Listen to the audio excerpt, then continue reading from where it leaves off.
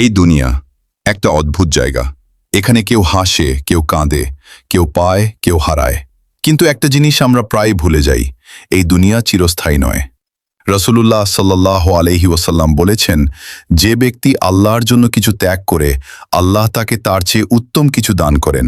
একটু ভাবো, আমরা কত কিছু আঁকড়ে ধরে আছি যা হয়তো আল্লাহর কাছে প্রিয় নয়। হারাম সম্পর্ক, মিথ্যা, অন্যায় উপার্জন, অহংকার।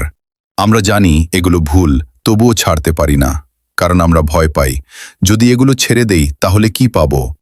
কিন্তু আল্লাহ রসুল সাল্লাল্লাহু আলাইহি ওয়াসাল্লাম আমাদের আশ্বস্ত করেছেন, তুমি যদি আল্লাহর জন্য কিছু ছেড়ে দাও, তিনি তোমাকে আরো ভালো কিছু দিবেন।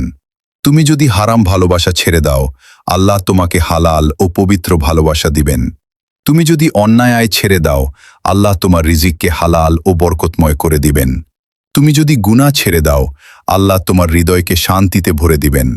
কিন্তু শর্ত একটাই, তুমি সেটা ছেড়ে দেবে শুধু আল্লাহর সন্তুষ্টির জন্য। আর এই ধরনের হৃদয় ছোঁয়া হাদিস, জীবন বদলে দেওয়ার মতো ইসলামী বার্তা পেতে আদব আর্কাইভ চ্যানেলটি ফলো করুন। ভিডিওটি শেয়ার করুন আপনার প্রিয় মানুষদের সাথে। হয়তো আপনার একটি শেয়ার কারো জীবনের পথ বদলে দিতে পারে। আজ আমরা দুনিয়ার জন্য সব কিছু করতে পারি, কিন্তু আল্লাহর জন্য কিছু ত্যাগ করতে গেলে হাজারটা অজুহাত খুঁজে পাই। কেন? কারণ আমাদের ঈমান দুর্বল হয়ে গেছে। আমরা আল্লাহর ওয়াদার উপর ভরসা করতে ভুলে গেছি। কিন্তু মনে রেখো, আল্লাহ কখনো তার বান্দাকে নিরাশ করেন না। তুমি 1 পা এগিয়ে আসো, তিনি 10 পা এগিয়ে আসবেন। তুমি শুধু সিদ্ধান্ত নাও, আজ থেকে আমি বদলাবো। হয়তো শুরুটা কঠিন হবে, হয়তো মানুষ তোমাকে বুঝবে না, হয়তো কিছু জিনিস হারাতে হবে।